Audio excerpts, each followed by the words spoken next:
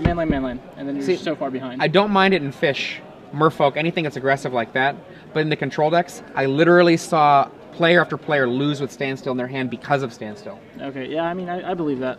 We have our matchup here. It's going to be Stephen Nicholas. Stephen Nicholas is playing, looks like Stoneblade, and his opponent, Danny Batterman, is playing Eureka Show and Tell. 4 times Eureka, 4 times Show and Tell. And then a nice assortment of awesome things to put into play with Show and Tell. You have 4 Progenitus, 2 Angel of Despair, 2 Blightsteel Colossus, and then obviously we got Emrakuls and lots of fun things to do with it. Now there's a new version of Eureka, new as in like maybe 5 years ago. What is the new Eureka? Hypergenesis? That's right. Hypergenesis is slightly different than Eureka. First of all, it doesn't have E equals MC squared in the card art. A very strange choice, I must say. Is that, I think, a Phil and/or Kaya Foglio art? I'm not sure. But Hypergenesis, I believe, does not let you put any permanent into play. I believe it only lets you put the pre-Planeswalker permanents into play. And I think Eureka lets you put any permanent into play. I might have that backwards, though. Yeah, Eureka's a fun card. I once saw someone cast Eureka, and his opponent just put Charbelcher stuff into play and killed him. It was pretty interesting to watch. Eureka does allow you to put any permanent into play, and so Planeswalkers count. I actually knew somebody named Eureka once. She was awesome. True story. I didn't really know where to go with that. No, there's nowhere to go with it. Asides. Against the Eureka deck, we have Stoneforge deck, Snapcasters, Geist, Jace, Elspeth, assortment of counter spells, Force of Will. This is the Stoneblade deck that you've come to know and love or hate, depending on your predilections. Yep. In many ways, this is the kind of descendant of Cawblade. No Caw. The Squadron Hawk's a little bit too weak for Legacy, but the Stoneforge Mystic by itself is pretty good, and Snapcaster Mage makes for a nice 2-drop as well. A lot of times this deck also runs Vendilion Click. There are no Vendilion Clicks in Stephen Nicholas's deck. In a certain way, kind of reminiscent of the champion last week, who also ran, I believe, 0 Vendilion Clicks. Turn 1 Misty Rainforest faces off against turn 1 Flooded Strand. Danny goes for his fetch right away, getting a basic island, the only basic island in his deck. He also has a basic forest.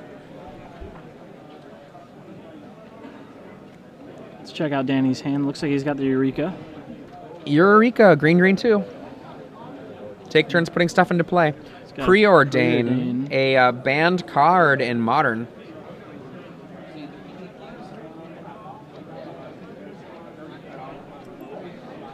He likes one of them, pitch the other one. Wasteland in Stephen Nicholas's hand. Not sure what else we've got. Maybe double Wasteland? I don't know. I could tell. Is that an alt art something? What is that? I don't know. He's shuffling a little too fast for me. No, in play. What is that? What is the land? That is Mishra's Factory. Mishra's Factory, okay. Wow, from what set? That's from the Elspeth versus Tezzeret. Wow. Wow, I've not seen that yet.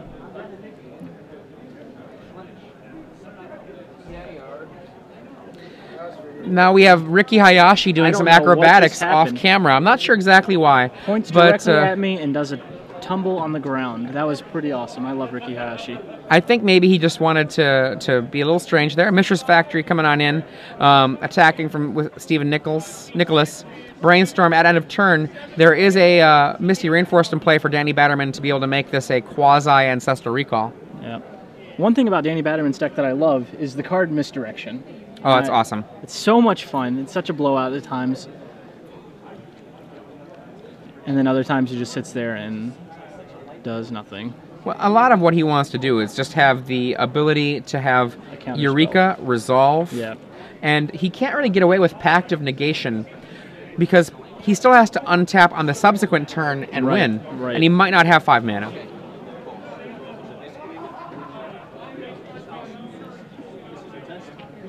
Gets his basic. It's not very good against the Wastelands right now. It's got to get the basics, so. He's out of basics. He's got to get a dual land now. Yeah. There it is. That tropical island is not long to this world.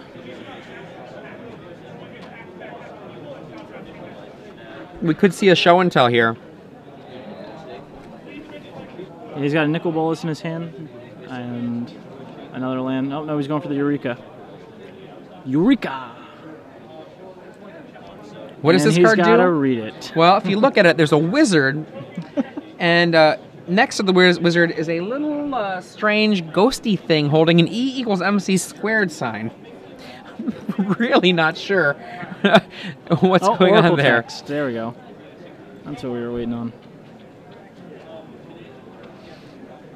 We have already shown you 6 rounds of Legacy today.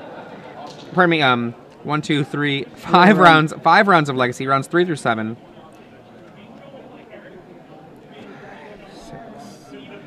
One of the interesting things about 9 different archetypes. Sorry, 9 different archetypes in those 5 rounds of play. It's always really fun to play Legacy, just because like cards can do something completely different than what they actually read. So you always have to be really careful. It's probably a good idea for him to actually get the Oracle text and see exactly what he needed to do. One of the most commonly played cards that has ridiculously different Oracle text than its printed text, Sylvan Library. Yeah. Unless you're playing that card online, do not trust the text on the card. No. Mana Leak. This is standard right now. Nope. We got the... Yay! We got the misdirection. Tossing a Nicole Bolas. That's sad. I like Nicole Bolas. I do too. I wanted to see him come into play. He might have another one. Can you see his hand? He's got a Progenitus on top there, so... And it does look like he's got another Nicol Bolas. There's a Progenitus. What do you want to put into play? Stephen Nicholas? Jace. Jace Aru. What do you want to put? Nicole Bolas. I wonder who wins in a fight between Nicole Bolas and Jace. Oblivion Ring. Oblivion Ring. Oblivion Ring wins that fight, actually. That's a sad, sad face for Danny Batterman. I think he's still not looking too shabby. He does look a little sad there, actually. Yeah, I mean, he's like, darn it, I was going to have Nicole Bolas fun. Yep, Snapcaster.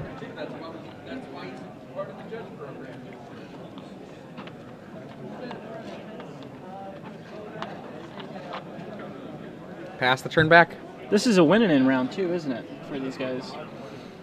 That's, right now, they could potentially be able... Actually, with their tie breaks, I don't think that's the case. Oh, okay.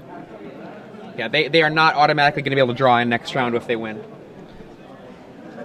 There's Brainstorm, used Jace's Brainstorm ability.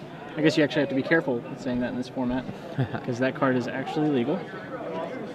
I like to say Jace casts Brainstorm. Jace casts Brainstorm? Jace casts Unsummon. Jace casts... I'm not sure what the ultimate is.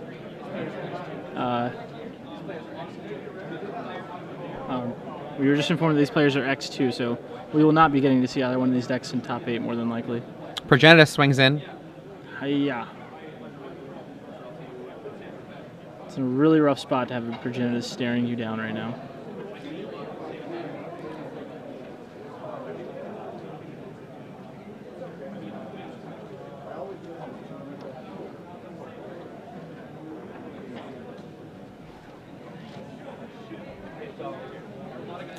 Snapcaster. End of turn. He's trying to put on a clock.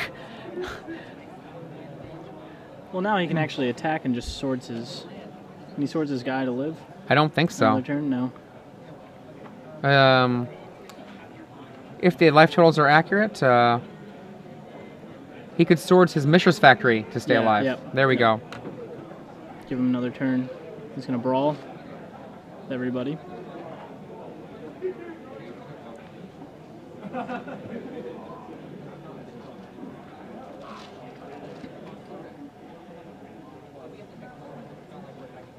Okay, he does not need to go to 3 to stay alive. He can just go for the 2 life from the... Yeah. One of those cards is removed from the game, my friend. Not that it might matter. Hopefully the table judge will catch that. There we go, caught. He's got it.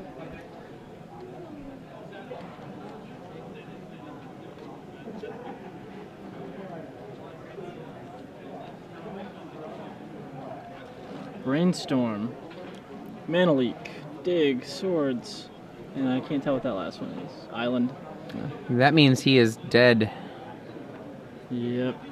Well, actually, you know, he can untap Jace into something else that's new. Yeah. Island. 1, 2, Batter School. 3. None of that'll do That's it. gonna do it. I don't really know what his outs were right there. Let's see. No. No. Actually, there were 0 outs. I mean, here's the thing, though. These players do not yet have each other's deck lists. So what he could be trying to do there is say, I was looking for a Day of Judgment. Yeah. Or I should say Wrath of God. And his opponent does not know, even though it's unlikely that there's a Wrath of God in the main deck, doesn't know that there's not. That's a very good point.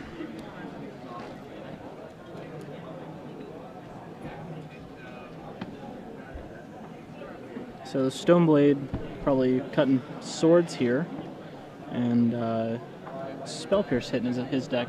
Not a lot, or Spell Snare, excuse me. Spell Pierce hits a lot. Spell Snare is not looking too good against the Show and Tell Eureka deck.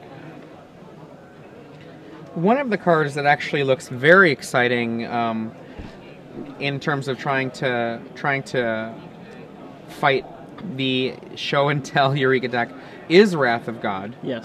Now, here's the thing. Since Stephen Nicholas has Wrath of God in his sideboard, and it's reasonable for him to board it in, there was no good reason then to bluff for a Wrath of God. You don't want to actually communicate that you might have that into your mix. If that was indeed what he was attempting to do, which might not be the case. I still feel like the Eureka player plays the same way, even if he feels like he has Wrath of God. He just throws in one guy in a nickel bolus and says, let's fight. It might not make a difference in terms of the final result, but I think one actually has a rationale behind it, and the other one does not. Right. So as far as sideboarding goes, Stoneblade looks like he's cutting Spell Snares, probably swords. Okay, real quick note. Conley Woods is the Grand Prix Orlando champion. Grand Prix Orlando champion Conley Woods, defeating Patrick Chapin in the finals. I'm a little sad. Good for Conley, but I would have been rooted for Patrick. Yeah. And it looks like Grand Prix Orlando is in the books. It is. Being on East Coast time. Magic continues here, though, live at the Star City Games Legacy event in Los Angeles. Danny Batterman playing Eureka Show and Tell. 1-0 over Stephen Nicholas. We're playing game 2 here. They've gone to their sideboards. Stephen Nicholas probably brought in Wrath of God. He might have brought in Spell Pierce. Anything else that you think he might have brought in? I think that's probably about it. Yeah, the Pats. He's got Pats. They don't do anything. Leylines don't really do anything. On the other side of the table, we see Danny Batterman, and he's playing Eureka Show and Tell. He might have brought in, I think, Spell Pierces to continue a fight over instance, but Boseiju, Who Shelters All. Yes. That card is a monster. Does a lot of sheltering. Does he want Pithing Needle? Maybe some Pithing Needles. Stops the Jace. And Stoneforge.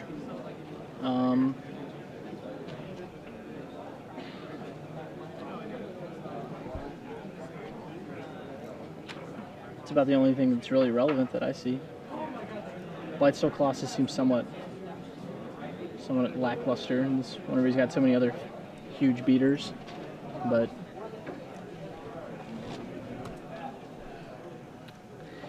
I would have really enjoyed seeing Nicole Bolas manage to be in play from from Eureka. That would have been fun. I actually just heard him scream what anyway. We have 8 for standard winner box number 2.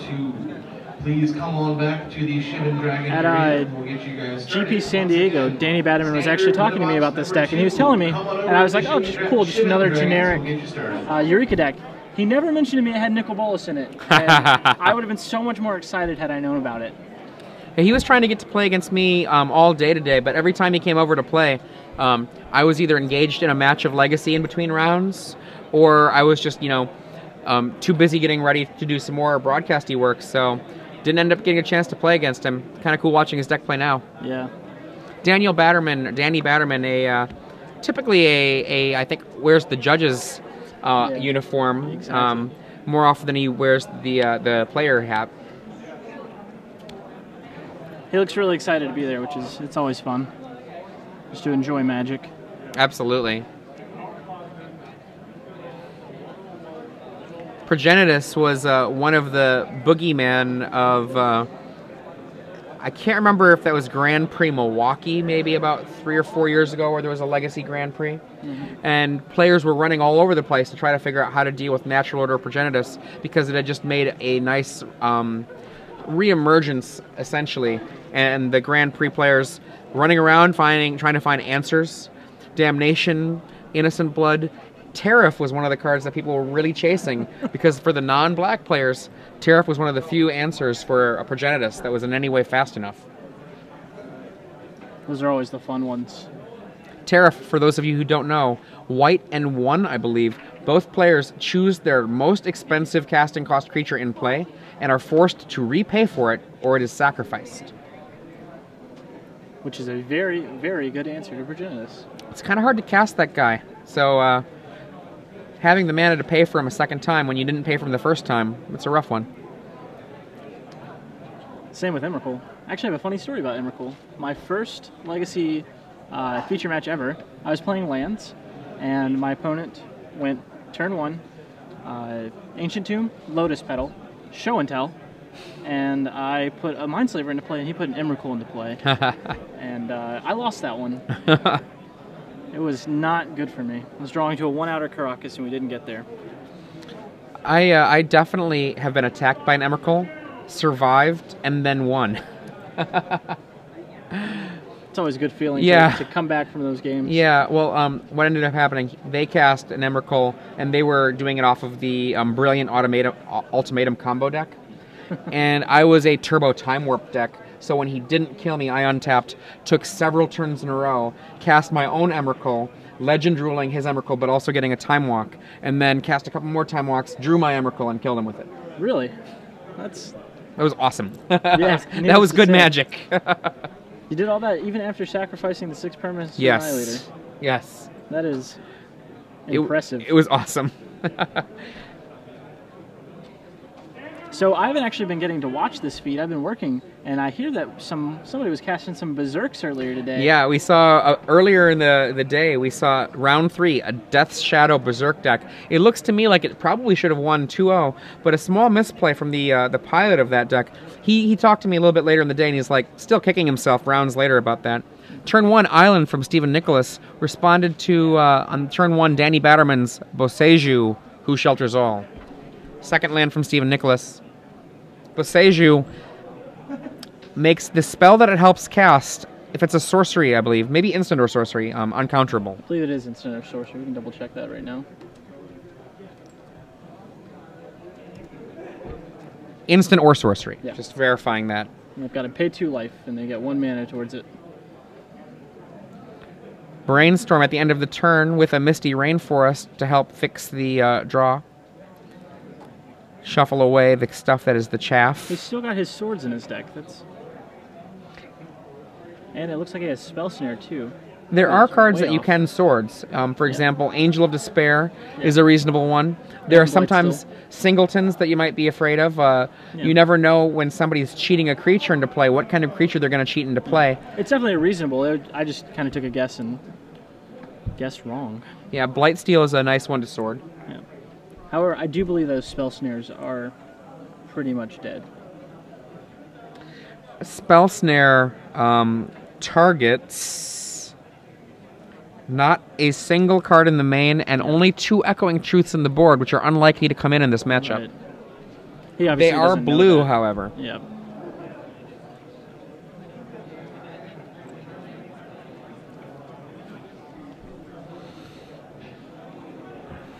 Third land from Stephen Nicholas after Danny just draws and passes it back.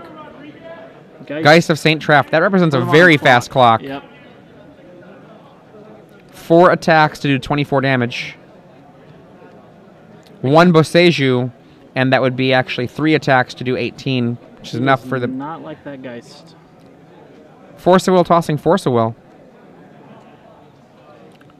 I can't really see if Danny has the Show and Tell or the Eureka in his hand. He's got the Progenitus there. Is that a City of Traders? City of Traders, yeah. Oh, he's going to play Forest Tropical Island and pass. Sorry, Tropical Island, which is a forest, but yes. Forest Island. It says go.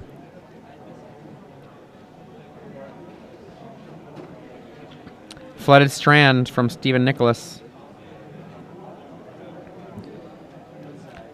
Danny Batterman's turn.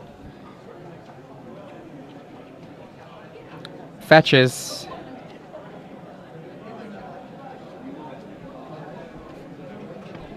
Second Tropical Island.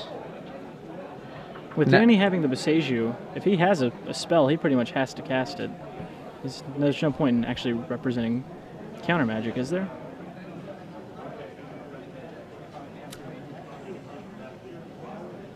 I think that that's fairly accurate. I mean, there are other things he could do at end of turn. Right. City of Traders joins the party. Boseiju does 2, making Danny go down to 16. We got a Eureka coming. 5 mana. One of it will be floating. It'll be 1 colorless.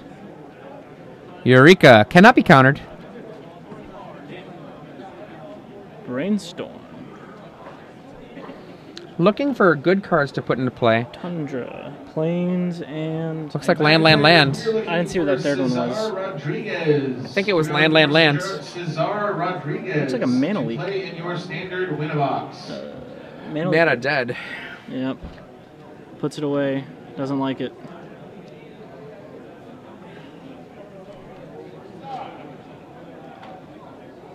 That Oblivion Ring that he happened to have in that first game was a singleton. Only 1 Oblivion Ring in his main deck.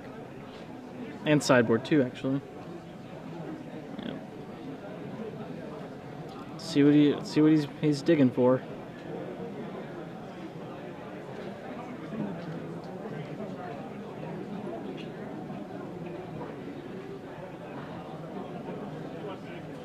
Probably just trying to find something interesting to put into play. Got a Snapcaster. Snapcaster for Brainstorm. Looking for something good to put into play. There aren't very many good things for him to put into play that come on the power level of the cards that his opponent has. Jason a Geist, it looks like. He's in trouble.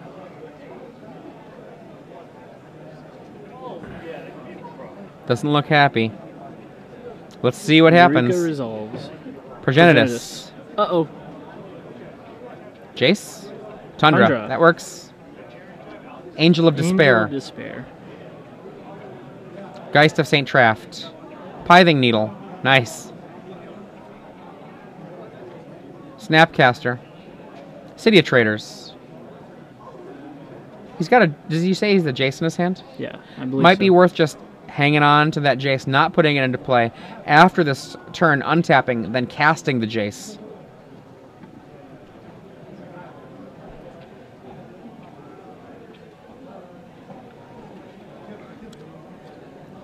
When we find out what the Pithing Needle names after the Eureka resolves, that'll be what we'll share with you.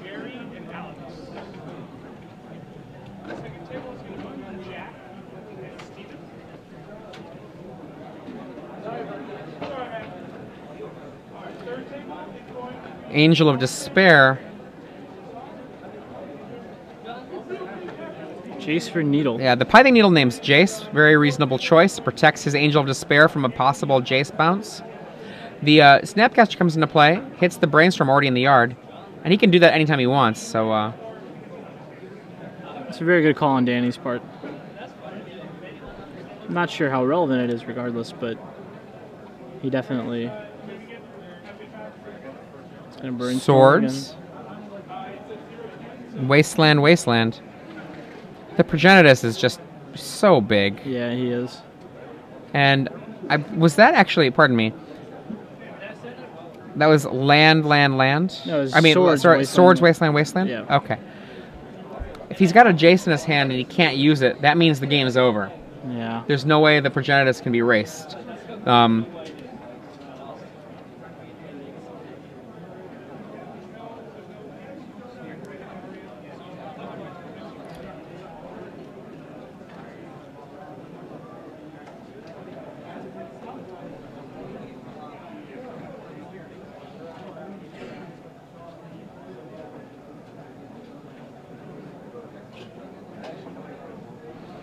Steven trying to sculpt some kind of position that can make him get out of this, but the only way he can get out of this is if Danny doesn't do something that he ought to.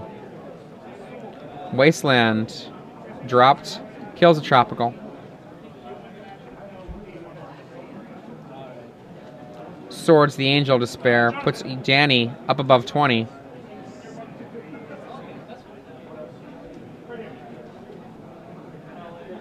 Attack with everybody. Gets an angel. Blocks the Geist. Block the Geist. Take 8. It says go. Yeah. Attack, and I think that's going to be all she wrote. Steven goes down to 8, untaps. Yep, shows him. Yeah. Yeah, the Pithing Needle there locked the game out. If the Pithing Needle hadn't been there, he could have cast on his turn a Jace, activated its ability, and had yet one more turn to activate its ability again to try to find an answer to the Progenitus. Those answers are few and far between. They basically count 2 Wrath of God, and that's